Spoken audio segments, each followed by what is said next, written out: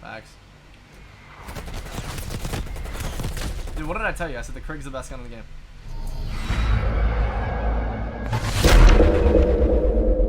Yo, what is going on, guys? Fifakill here again, and today what I have for you is my Call of Duty Black Ops Cold War best class setup. As you guys will see in the back, it is the KRIG 6. Absolutely crazy gun. If you guys have been watching my gameplays, you will have seen this is the bad boy that I've been rocking the whole time. And I know a lot of people are struggling with what to use, so I thought I'd give you guys my little class setup so you guys can try it out for yourselves. So let's jump right in. So we head into the gunsmith here, and the first up, you'll notice I have 7 attachments. If you didn't already know, if you go down here to wildcards, you got loads of these different wildcards that give you special abilities. I always choose the gunfighter one. This allows you to have 3 extra attachments on your primary weapon. It's just how I have 7 attachments on my AR. As you can guess, that is super overpowered, and my gun's going to be absolutely beaming. So first up, we start off with the optic. I don't really like the iron sights on this gun, so I just slapped on a millstop reflex. Pretty standard stuff, nothing crazy. I haven't experimented too much with a quick dot or anything like that. Any of these basic red dots will do. I just happened to come across the millstop first. Next up is where we get into some more important stuff. We got the muzzle brake 5.56.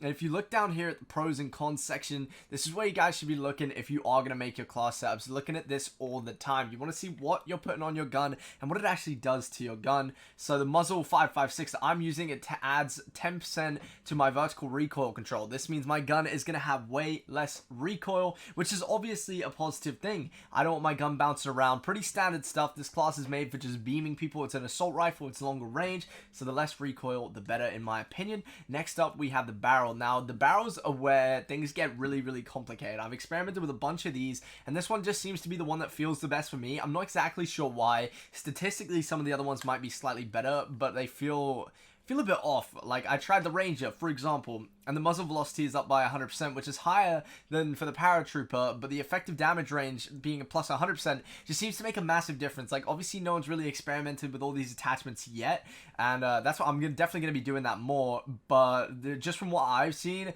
that the effective damage range as well as the muzzle velocity seems to be much more meta than just the muzzle velocity alone. And you lose a bit of movement speed, but again, I said long range beamers, that's what my assault rifle's for. And this just seemed to be working out the best. So the barrel, yes. And then foregrips, standard foregrip, again, my recoil control plus 10%. I just want this thing to be a laser beam, and you'll see from the gameplay that it really is. You just beam it, it's got no recoil. Don't be fooled down here in the attachments by all these different pros. Plus 4, plus 4, plus 4, plus 4. Don't be fooled by that. It's useless. Plus 10. Big difference on the recoil. All of this stuff. It might be good in the future. Again, people need to try more stuff out. But this foregrip just seems to be the meta for me. Body, the SWAT 5MW laser sight gets that hip fire going. I thought this would be not that important. I really didn't think it would. But the hip fire on this is absolutely ridiculous. It's kind of similar to the 5MW laser Merc foregrip build on the MP5 in Warzone. The hip fire is nuts, especially for an AR. And when you try this in game, you'll feel it for yourself. Stock, we got the tactical stock for that aiming movement speed. That's basically like Stalker Pro from MW3, if you remember that. Aiming in, you move a lot faster. Again, like I said, this is going to be a long range beamer of a gun. So but you don't want to be dead still. You still want to get that movement in a gunfight to stop people trying to shoot you as much. So this is definitely the stock you want to be using. 40 round mag, essential. I cannot explain to you how essential this is. I tried the fast mag. 30 bullet mags was not enough. The 40 round speed mag puts your recoil in the dirt, as you see there, minus 10%. What's the point in setting up this gun to have all this stuff to make it a beamer and then just ruin it with the speed mag? There's no point. So the 40 round mag is the one. I haven't tried the 50 yet, but just the movement speed is going to be way too slow to be really viable to get around the map that much. And yeah, like I said, don't be fooled by all of these stats. Like all this good stuff about the ammo size and the reload speed doesn't really matter because it's going to mess up your aim completely. So I wouldn't bother with that. Finally, the handle, the mic force foregrip, aiming speed, going to make this slow beamer a little bit quicker. It redeems it a little bit. It doesn't aim in the quickest, but it does beam. I can promise you that. It is a laser, and you'll be fine with this thing. Go try it out. The rest of the class setup doesn't really matter. I never really find myself using a pistol. Stun grenade, frag, again, I don't use them that much. The stun's pretty standard. I throw that every now and then. I haven't used the jammer at all. Perks, I definitely say tac mask, because stun grenades in this game, when other people use them, are bad.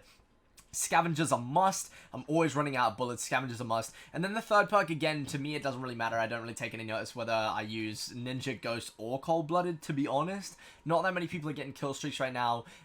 Ghost, people know where you are anyway. The maps are quite small and your guns are loud. We don't have a suppressor, so they're going to know where we are anyway. Doesn't really matter if they see us on the UAV. And then Ninja, you just sprint quietly, sneak around a little bit. So yeah, that's a class setup, guys. I hope you enjoy it. Obviously, we've got a little gameplay to show here with it. It's an absolute banger of a class setup. Frying with this thing. Told all my friends to use it. They all like it too, and I'm sure you guys will. So go try this, level the gun up, play with it. You'll definitely get some good games for sure. It fits pretty much every play style. The only thing it doesn't work against is sweaty players, because obviously if you're close range running around with an assault rifle, a sweat with an MP5 or an Uzi is definitely going to gun you, but that's a pretty rare occurrence, and for the most part this will fit with your gameplay. So I hope you guys do enjoy the class setup. Try it out. Let me know what you think of it. If you do like it, make sure you let me know in the comments. Drop a like on the video. If you're new, subscribe, and I'll see you guys next time.